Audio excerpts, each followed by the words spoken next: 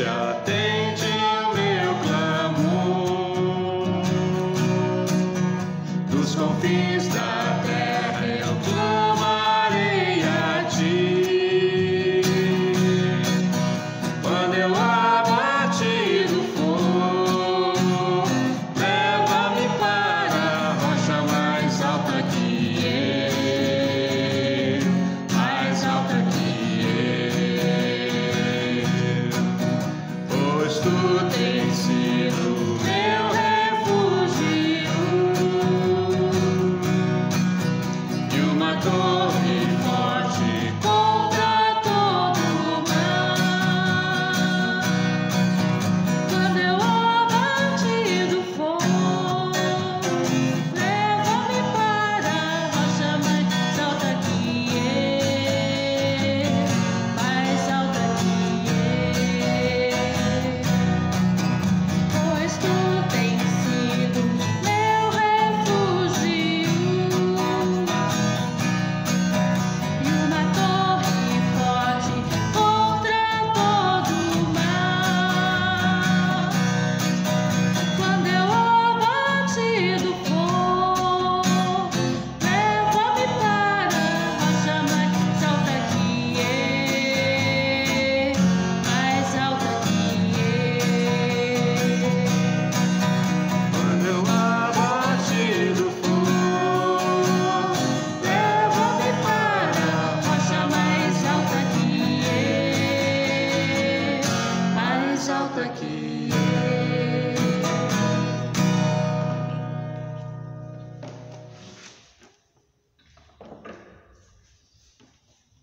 Bom dia, irmãos. Como nós estamos falando essa semana, a gente está meditando no texto de Marcos capítulo 5, e ontem nós falamos sobre aquele homem que estava subjugado pelos demônios e Deus o libertou e ele se tornou um evangelizador, um proclamador no meio do seu povo.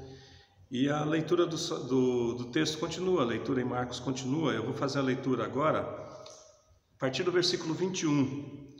Fala assim: tendo Jesus voltado no barco para o outro lado, afluiu para ele grande multidão, e ele estava junto ao mar. E eis que chegou a ele um dos principais da sinagoga, chamado Jairo, e vendo-o, prostrou-se aos seus pés. Insistentemente lhe suplicou: minha filhinha está à morte, vem e impõe as mãos sobre ela, para que seja salva e viverá. E Jesus foi com ele. Grande multidão o seguia, comprimindo-o.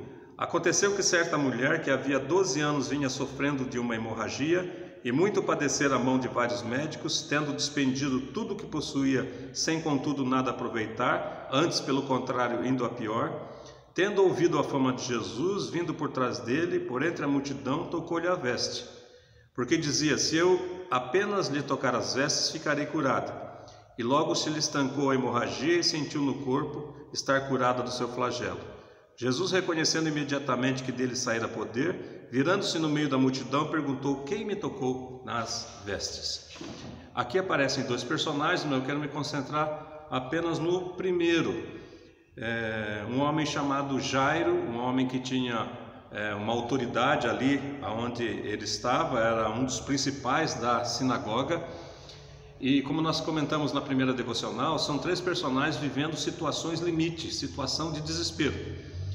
Um primeiro, aprisionado pelo inimigo espiritual, e o segundo aqui, vivendo uma situação em que ele via a sua filha, e é interessante a expressão usada aqui, minha filhinha, que significa que toda aquela expressão estava envolta em carinho, em afeto que ele tinha pela sua filha. Diz aqui: está à morte.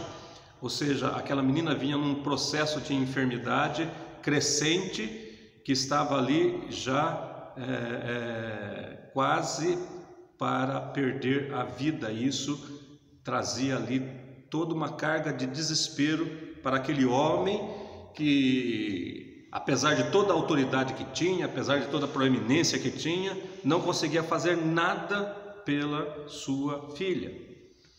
E esse homem, ainda com toda essa autoridade, ele chega até Jesus, filho de um carpinteiro. Jesus que caminhava ali pelas cidades, pelas aldeias, evangelizando, e diz o texto aqui que ele prostrou-se aos seus pés. Essa é a segunda característica. A primeira é que todos os personagens do texto aqui, tanto o homem que foi liberto dos demônios, a mulher que foi liberta da enfermidade e Jairo,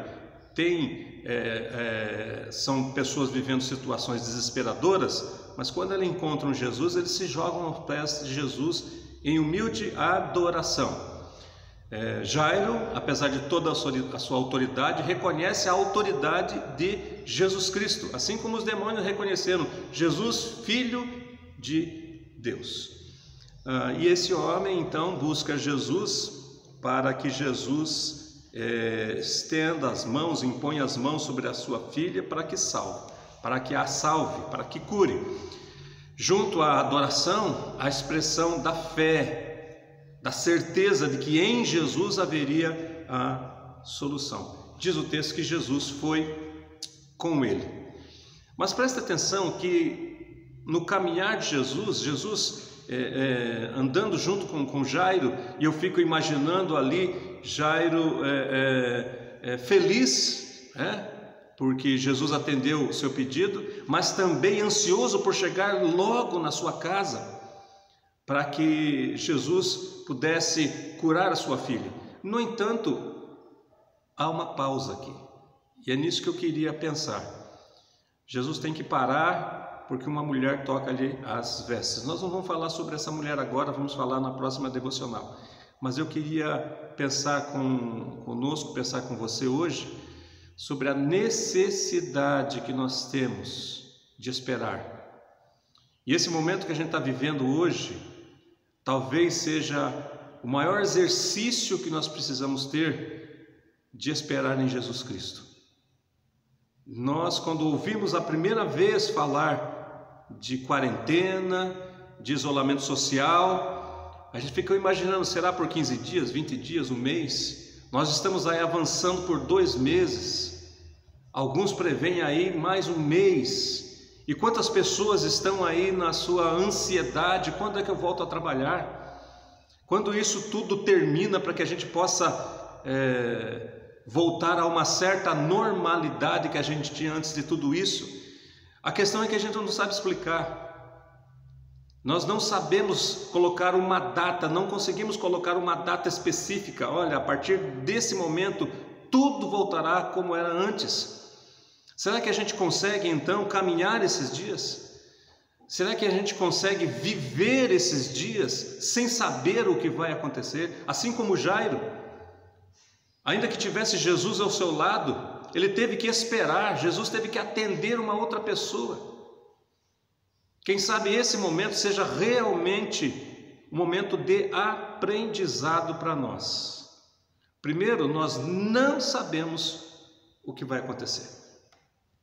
É interessante saber, né? Interessante pensar de que todos aqueles que fazem os exercícios ali de adivinhação do início do ano, ninguém previu nada disso e ninguém está dizendo, olha, a partir do dia tal, do mês tal, tudo volta ao normal. Ninguém faz isso. Por quê? Porque o ser humano não consegue.